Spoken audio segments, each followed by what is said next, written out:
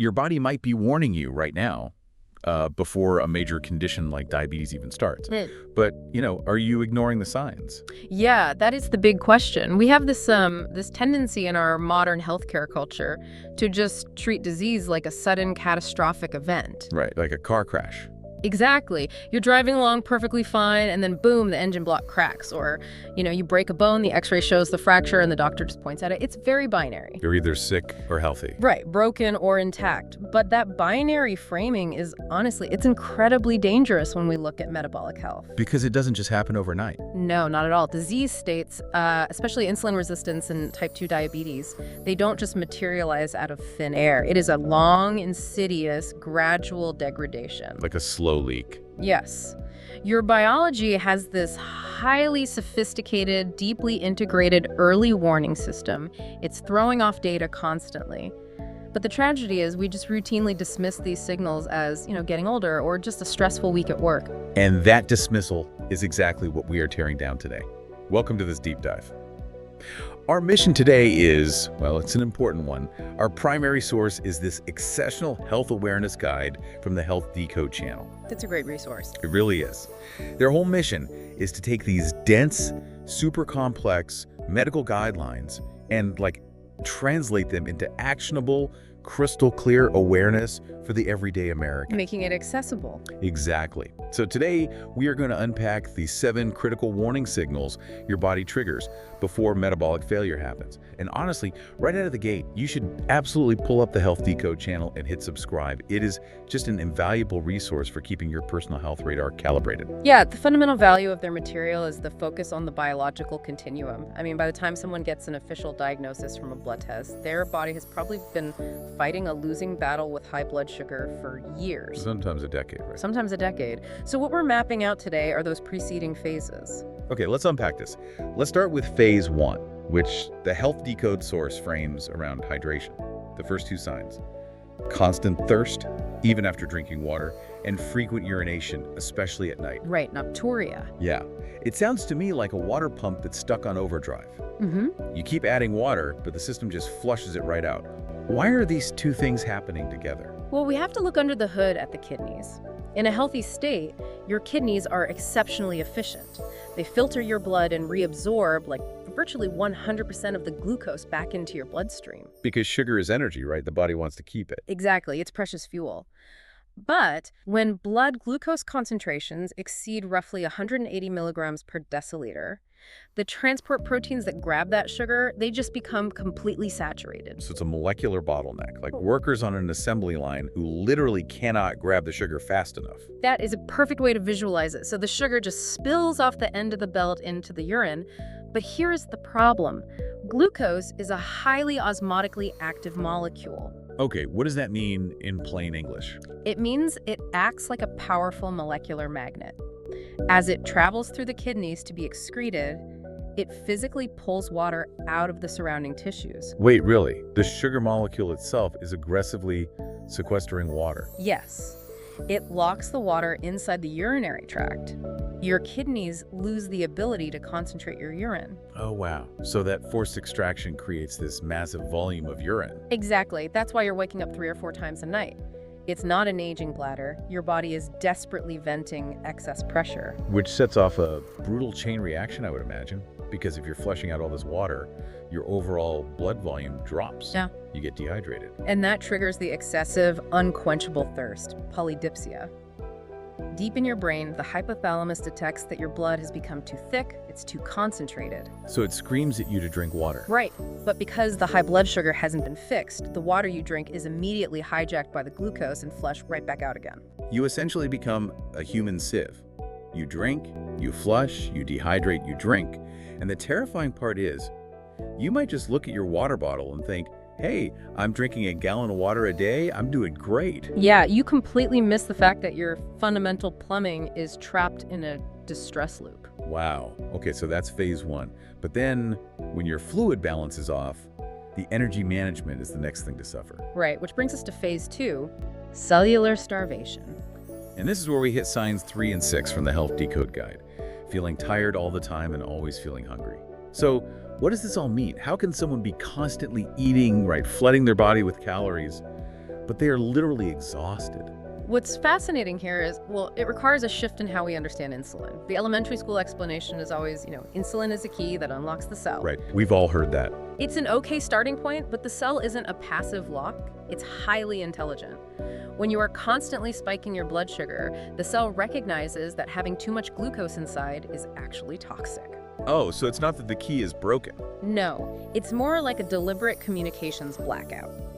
The pancreas is sending the insulin signal, but the cells actively downregulate their insulin receptors to protect themselves from the flood of sugar. They're taking their own receivers offline. Exactly. That is insulin resistance. The cell actively resists the signal. The glucose just backs up and pools in the bloodstream, but the cruel irony is, without glucose entering the cell, the mitochondria cannot produce ATP. And ATP is the energy currency, right? So the power plants just shut down. They do, and that translates to a heavy, pervasive exhaustion that sleep just cannot fix.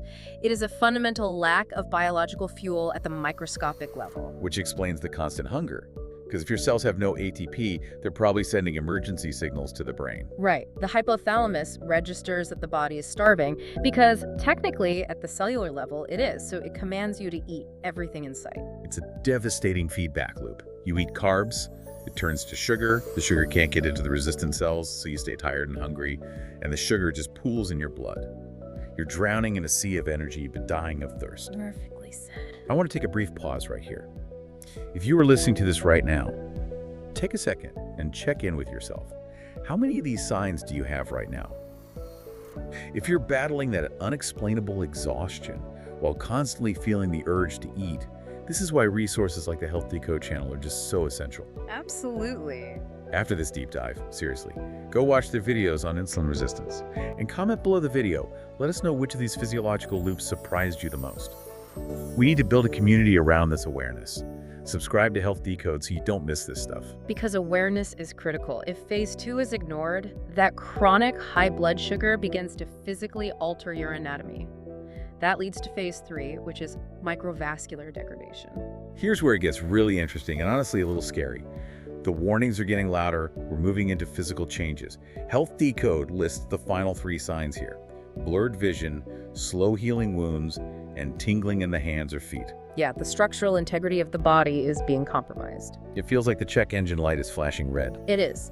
If we connect this to the bigger picture, all of this is caused by a process called glycation. Glycation. Yeah. That's essentially the sugar binding to proteins and fats in your blood, right?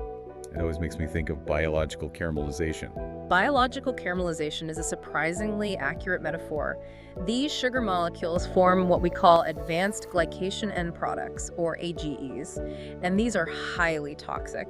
They induce massive inflammation, specifically targeting the delicate lining of your blood vessels. So the smallest vessels are going to take the hit first. Exactly. The microvascular networks, the tiny capillaries that feed your eyes, your skin, and your nerves, they become stiff and narrowed. Okay, let's track how that manifests, starting with sign number 4, blurred vision. I know long-term diabetes can cause blindness, but Health Decode points out that in the early stages, the blurriness actually fluctuates. What's happening in the eye? This goes back to that osmotic force of glucose we talked about. Right. The lens of your eye is highly susceptible to those shifts. When blood sugar spikes, your body converts that excess glucose into something called sorbitol. Okay. Sorbitol is a sugar alcohol, and it gets trapped inside the lens. And because it acts like a magnet, it pulls a tremendous amount of water into the lens with it. Wait, so the lens actually swells? Yes. It physically warps and changes shape, which alters how your eye focuses light.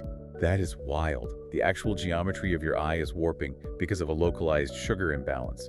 You can't focus because your hardware is literally swelling. And then as your blood sugar drops, the water leaves and your vision might go back to normal. But those massive swings are a glaring siren that your regulation is failing. Okay, what about sign number 5? Slow healing wounds. You get a minor cut on your foot, and instead of clearing up in 3 days, it festers for a month. I always assumed this was just a plumbing issue, like the capillaries are stiff from that caramelization, so the blood just can't get there. The restricted blood flow is a massive part of it, for sure, but it's also an immunological failure. The high sugar actually paralyzes your first responder. Paralyzes the immune cells. Really? Yes, your white blood cells, the ones that rush to a cut to eat the bacteria, they function incredibly poorly in a high glucose environment. The high sugar severely hinders their ability to navigate to the wound, and it drastically reduces their capacity to actually engulf the bacteria. Wow. So not only is the highway to the wound blocked by stiff vessels, but the immune cells that do manage to show up are essentially wading through molasses. Exactly. They're sluggish and disoriented. A minor scratch becomes a massive vulnerability. Which is why foot ulcers and amputations are such a tragic reality of uncontrolled metabolic disease. And that ties directly into the final warning sign, number 7. The tingling or burning sensation in your hands and feet.